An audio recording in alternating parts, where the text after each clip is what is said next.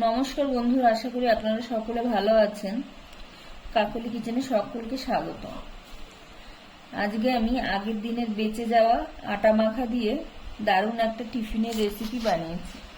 তাহলে চলুন কিভাবে বানিয়েছি দেখা যাক। আর রাত্রি রুটি করার পরে এইটুকুনি আটা আমার বেঁচে গেছিল, এটা দিয়ে আমি টিফিনটা করব।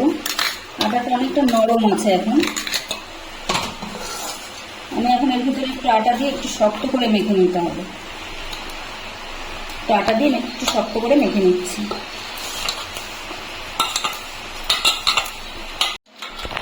আটাটা আমি শক্ত করে মেখে নিয়েছি। এখন আমি ছোট ছোট লেচি কেটে নেব।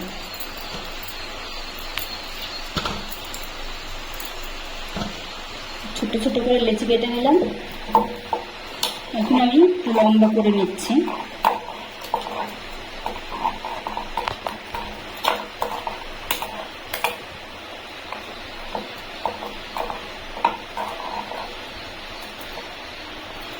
লম্বা করে নিয়ে ছোট ছোট করে আমি কেটে নেব।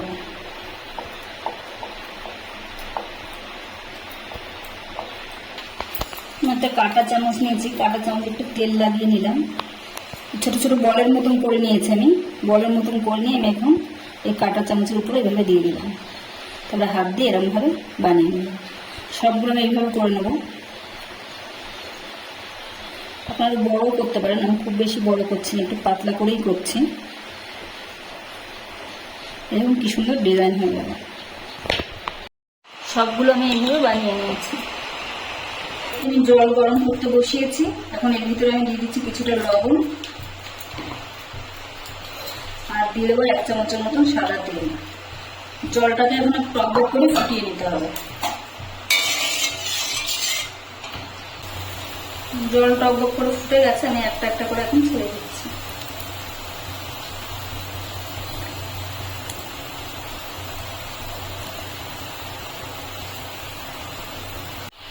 সবগুলো আমি ছেড়ে দিয়েছি। এখন নাড়াচাড়া করবো না, 1 মিনিট পরে তারপর আপনা আপনি উপর থেকে বেশি উঠবে, তখন নাড়াতে হবে। এখন আমি নাড়াচ্ছি না।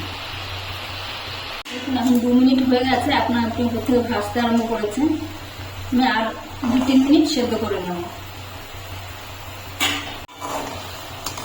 পাস্তাগুলো আমার সেদ্ধ হয়ে গেছে। আমি এখন একটা কেটে দেখাচ্ছি যে কি অবস্থায় নামাতে হবে।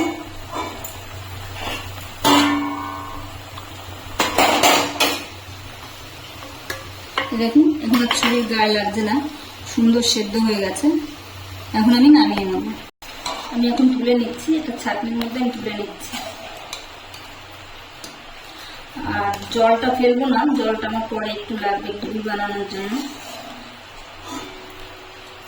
আমি 1 চামচের মতন সাদা তেল গরম বসিয়েছি। এখন আমি এর ভিতরে দিয়ে দিচ্ছি রসুন কুচি, তারপরে দিয়ে দিচ্ছি পেঁয়াজ কুচি।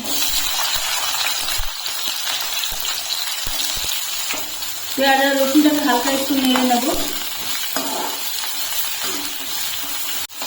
1 মিনিট নেড়ে নিচ্ছি। এখন আমি এর ভিতরে দিয়ে দিচ্ছি ক্যাপসিকাম কুচি,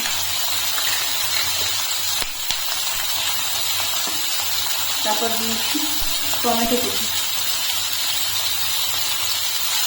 দিয়ে দিচ্ছি পরিমাণ মতন লবণ। লবণটা বুঝে দিতে হবে, পাঁচটা সেদ্ধ করার সময় লবণ দিয়েছিলাম। লবণটা দিয়ে একটু নেড়ে নেব।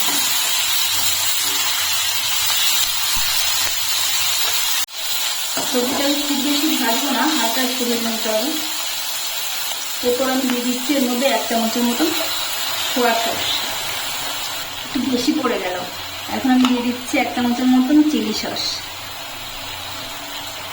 তারপরে দিচ্ছি গিয়ে টমেটো সস, সামান্য পরিমাণে একটু ভিনেগার, সামান্য একটু চিনি, আর দিচ্ছি ম্যাগি মশলা।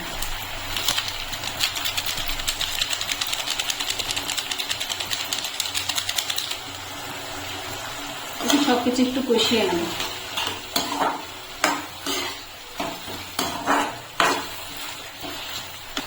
একটা কাঁচা লঙ্কা কুচি দিয়ে দিলাম, তারপরে সেদ্ধ করে রাখা পাস্তাটা দিয়ে দিচ্ছি,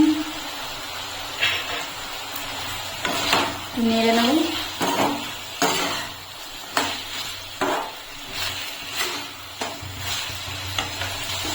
এবার এর ভিতরে একটু জল দিয়ে দিচ্ছি, যে পাস্তা সেদ্ধ করা জলটা ছিল জলটা দিয়ে দিচ্ছি।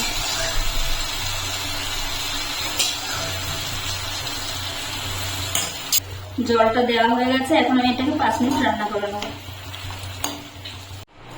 হয়ে গেছে, আমি উপর দিকে একটু ধনে পাতা দিয়ে দিলাম। ধনে পাতা দিয়ে আমি একটু নাড়িয়ে চাড়িয়ে এখন চিড়েটা তুলে নিচ্ছি।